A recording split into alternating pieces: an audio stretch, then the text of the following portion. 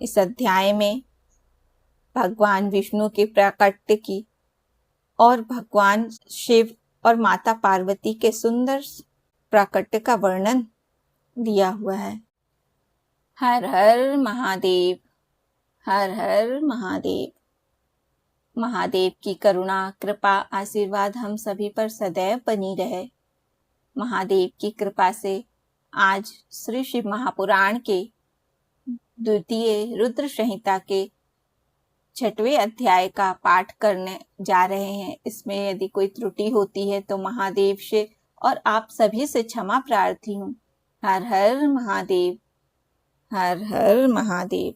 आप भी महादेव में आस्था विश्वास रखते हैं तो कमेंट में हर हर महादेव अवश्य लिखिए। हर हर महादेव। वक्रतुंड महाकाय सूर्यकोटि समप्रभा निर्विघ्नं कुरु मे देवो सर्वकार्येषु सर्वदा। ओम श्री शांब शिवाय नमः।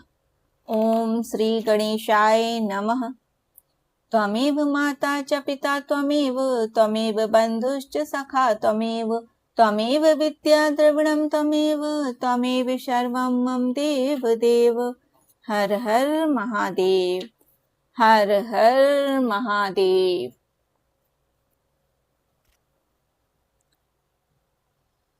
अथ 6वां अध्याय है।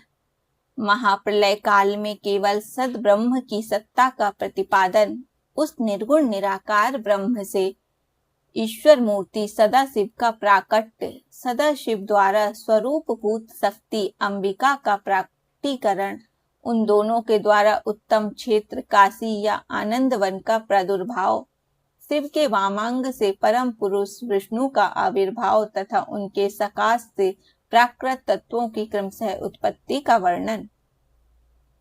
ब्रह्मा जी बोले, हे ब्रह्मन, हे देव शिरोमणे, आप सदा समस्त जगत के उपकार में ही लगे रहते हैं। आपने लोगों के हित की कामना से यह बहुत उत्तम बात पूछी है, जिसके सुनने से संपूर्ण लोक के समस्त पापों का क्षय हो जाता है। उस अनामय शिव तत्व का मैं आपसे वर्णन करता हूँ। शिव तत्व का स्वरूप बड़ा ही उत्कृष्ट और अद्भुत है, जिसे यथार्थ रूप से ना मैं जान पाया हूँ, ना विष्णु ही जान पाए हैं और ना अन्य कोई दूसरा ही जान पाया है। जिस समय यह प्रलय काल हुआ, उस समय समस्त चराचर जगत नष्ट हो गया। सर्वत्र केवल अंधकार ही अंधकार था। न सूर्य ही दिखाई देते थे और अन्य ग्रहों तथा नक्षत्रों का भी पता नहीं था। न चंद्र था, न दिन होता था, न रात ही थी। अग्नि, पृथ्वी, वायु और जल की भी सत्ता नहीं थी। उस समय प्रधान तत्व अव्याकृत प्रकृति से रहित सूना आकाश मात्र शेष था। दूसरे किसी तेज की उपलब्धि नहीं होती थी। अदृष्ट आदि का भी अस्तित्व नहीं था। शब्द और स्पर्श भी साथ छोड़ चुके थे। गंध और रूप की भी अभिव्यक्ति नहीं होती थी। रस का भी अभाव हो गया था और दिशाओं का भी भान नहीं होता था। इस प्रकार सब ओर निरंतर सूची भेद घोर अंधकार फैला हुआ था। उस समय तत्सद ब्रह्म, इस श्रुति में जो सत सुना जाता है, एकमात्र वही शेष था। जब वह ऐसा जो इत्यादि रूप से निर्दिष्ट होने वाला भावात्मक जगत नहीं था, उस समय एकमात्र वह सत ही शेष था, जिसे योगी जन अपने हृदयाकाश के भीतर निरंतर देखते हैं। वह सत्य तत्व मन का विषय नहीं है। वाणी की भी वहां तक कभी पहुंच नहीं होती। वह नाम तथा रूप रंग से भी शून्य है। वह न स्थूल है, न क्रस है, न ह्रस्व है, न दीर्घ है, न लघु है और न गुरु ही है।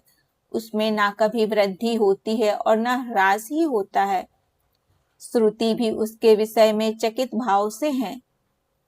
इतना ही कहती हैं, अर्थात उसकी सत्ता मात्र का ही निरूपण कर पाती हैं।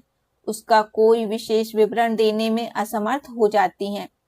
वह सत्य ज्ञान स्वरूप, अनंत, परमानंदमय, परम ज्योति स्वरूप, अप्रमेय, आधार रहित, निर्विकार, निराकार, निर्गुण, योगी गम्य, सर्वव्यापी, सबका एकमात्र कारण, निर्विकल्प, निरारंभ, माया शून्य, उपद्रव रहित, अद्वितीय, अनादि, अनंत, संकोच विकास से शून्य तथा चिन्मय है।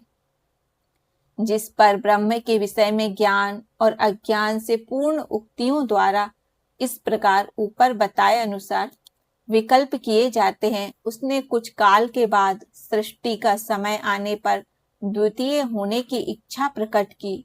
उसके भीतर एक से अनेक होने का संकल्प उदित हुआ। तब उस निराकार परमात्मा ने अपनी लीला शक्ति से अपने लिए मूर्ति यानी आकार की कल्पना की।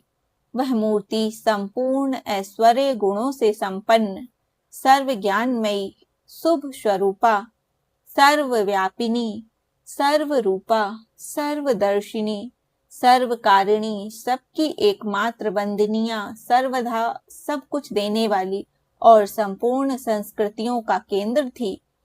उस शुद्ध रूपिणी ईश्वर मूर्ति की कल्पना करके वह अद्वितीय, अनादि, अनंत, सर्व प्रकाशक, चिन्मय, सर्वव्यापी और अविनाशी परब्रह्म अंतर्निहित हो गया। जो मूर्ति रहित परब्रह्म है, उसी की मूर्ति चिन्मय आकार भगवान सदा शिव है। अर्वाचीन और प्राचीन विद्वान उन्हीं को ईश्वर कहते हैं। उस समय एकाकी रहकर स्वेच्छानुसार विहार करने वाले उन सदाशिव ने अपने विग्रह से स्वयं ही एक स्वरूप भूता शक्ति की सृष्टि की, जो उनके अपने श्री अंग से कभी अलग होने वाली नहीं थी। उस पराशक्ति को प्रधान, प्रकृति, गुणवती, माया, बुद्धि तत्व की जननी तथा विकार रहित बताया गया है। वह शक्ति अंबिका कही गई है। उसी को प्रकृति, सर्वेश्वरी, त्रिदेव जननी, नित्या और मूल कारण भी कहते हैं। सदाशिव द्वारा प्रकट की गई उस शक्ति की 8 भुजाएं हैं।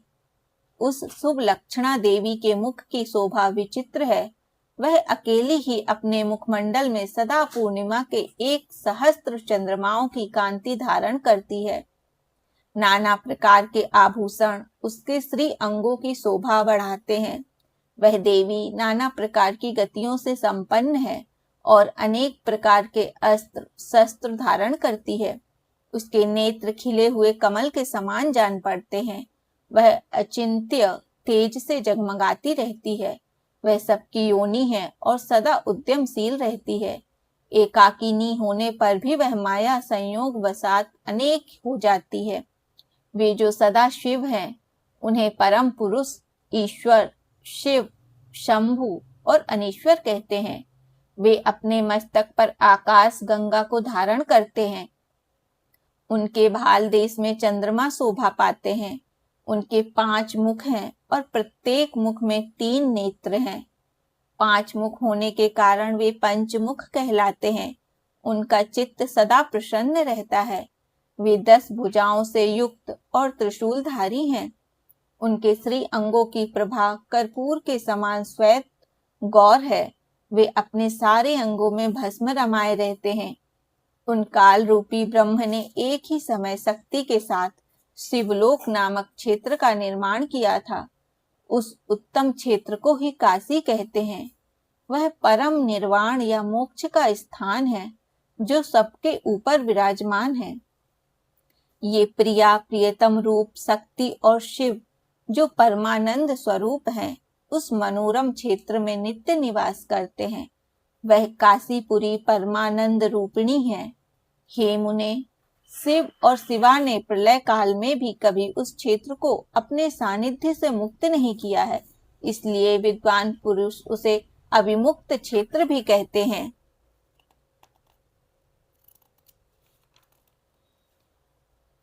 वह क्षेत्र आनंद का हेतु है। इसलिए पिनाकधारी शिव ने पहले उसका नाम आनंद वन रखा था। उसके बाद वह अविमुक्त के नाम से प्रसिद्ध हुआ।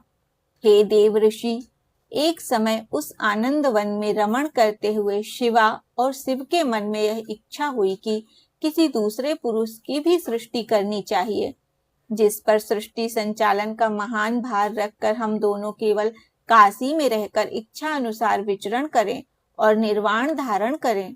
वही पुरुष हमारे अनुग्रह से सदा सबकी सृष्टि करे, वही पालन करे और अंत में वही सबका संहार करे।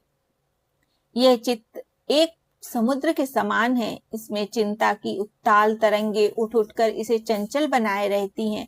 इसमें सत्व गुण रूपी रत्न, तमो गुण रूपी ग्राह और रजोगुण रूपी मूंगे भी भरे हुए हैं। इस विशाल चित्त समुद्र को संकुचित करके हम दोनों उस पुरुष के प्रसाद से आनंद कानन यानी काशी में सुख पूर्वक निवास करें। यह आनंद वन वह स्थान है जहां हमारी मनोवृत्ति सब ओर से सिमट कर इसी में लगी हुई है तथा जिसके बाहर का जगत चिंता से आतुर प्रतीत होता है। ऐसा निश्चय करके शक्ति सहित सर्वव्यापी परमेश्वर शिव ने अपने वाम भाग के 10वें अंग पर अमृत का सिंचन किया। वहां उसी समय एक पुरुष प्रकट हुआ जो तीनों लोकों में सबसे अधिक सुंदर था। वह शांत था, उसमें सत्व गुण की अधिकता थी तथा वह गंभीरता का अथाह सागर था। मुने, क्षमा गुण से युक्त उस पुरुष के लिए ढूंढने पर भी कहीं कोई उपमा नहीं मिलती थी। उसकी कांति इंद्रनील मणि के समान श्याम थी। उसके अंग अंग से दिव्य शोभा छिटक रही थी और नेत्र प्रफुल्ल कमल के समान शोभा पा रहे थे।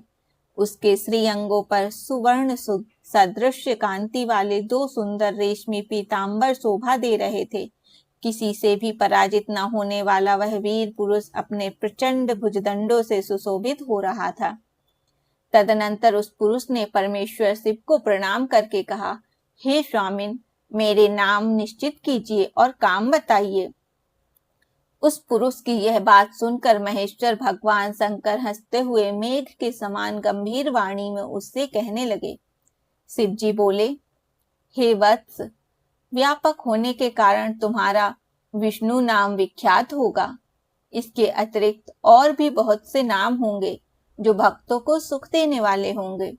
तुम सुस्थिर होकर उत्तम तप करो, क्योंकि वही समस्त कार्यों का साधन है। ऐसा कहकर भगवान शिव ने श्वास मार्ग से श्री विष्णु को वेदों का ज्ञान प्रदान किया। तदनंतर अपनी महिमा से कभी च्युत न होने वाले श्री हरि भगवान शिव को प्रणाम करके बहुत बड़ी तपस्या करने लगे और शक्ति सहित परमेश्वर शिव भी पार्षद गणों के साथ वहां से अदृश्य हो गए। 12,000 दिव्य वर्षों तक तपस्या करने के पश्चात भी विष्णु अपने अभीष्ट फल स्वरूप सर्वस्व देने वाले भगवान शिव का दर्शन प्राप्त न कर सके। तब विष्णु को बड़ा संदेह हुआ। उन्होंने हृदय में शिव का स्मरण करते हुए सोचा कि अब मुझे क्या करना चाहिए। इसी बीच शिव की मंगलमयी आकाशवाणी हुई कि संदेह दूर करने के लिए पुनः तपस्या करनी चाहिए। शिव की उस वाणी को सुनकर विष्णु ने ब्रह्म में ध्यान को अवस्थित कर पुनः दीर्घ काल तक अत्यंत कठिन तपस्या की। तदनंतर ब्रह्म की ध्यानावस्था में ही विष्णु को बोध हो आया और वे प्रसन्न होकर यह सोचने लगे कि अरे वह महान तत्व है क्या। उस समय शिव की इच्छा से तपस्या के परिश्रम में निरत विष्णु के अंगों से अनेक प्रकार की जलधाराएं निकलने लगी। हे महामुने, उस जल से सारा सूना आकाश व्याप्त हो गया। वह ब्रह्म स्वरूप जल अपने स्पर्श मात्र से सब पापों का नाश करने वाला सिद्ध हुआ।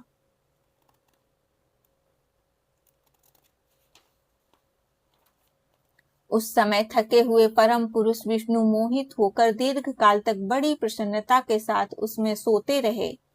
नार अर्थात जल में शयन करने के कारण ही उनका नारायण यह श्रुति सम्मत नाम प्रसिद्ध हुआ। उस समय उन परम पुरुष नारायण के अतिरिक्त दूसरी कोई प्राकृत वस्तु नहीं थी। उसके बाद ही उन महात्मा नारायण देव से यथा समय सभी तत्व प्रकट हुए। हे महामते, हे विद्वान, मैं उन तत्वों के उत्पत्ति का प्रकार बता रहा हूं, सुनिए। प्रकृति से महत तत्व प्रकट हुआ। और महातत्व से सत्वादि तीनों गुण। इन गुणों के भेद से ही त्रिविध अहंकार की उत्पत्ति हुई। अहंकार से 5 तन्मात्राएं हुई और उन तन्मात्राओं से 5 भूत प्रकट हुए। उसी समय ज्ञानेंद्रियों और कर्मेंद्रियों का भी प्रादुर्भाव हुआ। हे मुनि श्रेष्ठ, इस प्रकार मैंने आपको तत्वों की संख्या बताई है। इनमें से पुरुष को छोड़कर शेष सारे तत्व प्रकृति से प्रकट हुए हैं, इसलिए सबके सब जड़ हैं। तत्वों की संख्या 24 है। उस समय एकाकार हुए 24 तत्वों को ग्रहण करके वे परम पुरुष नारायण भगवान शिव की इच्छा से ब्रह्म रूप जल में सो गए। इस प्रकार श्री शिव महापुराण के अंतर्गत द्वितीय रुद्र संहिता के प्रथम खंड में सृष्टि उपाख्यान का विष्णु उत्पत्ति वर्णन नामक 6वां अध्याय पूर्ण हुआ। हर हर महादेव, हर हर महादेव शंभु। महादेव की करुणा, कृपा, आशीर्वाद हम सभी पर सदैव बनी रहे। हर हर महादेव।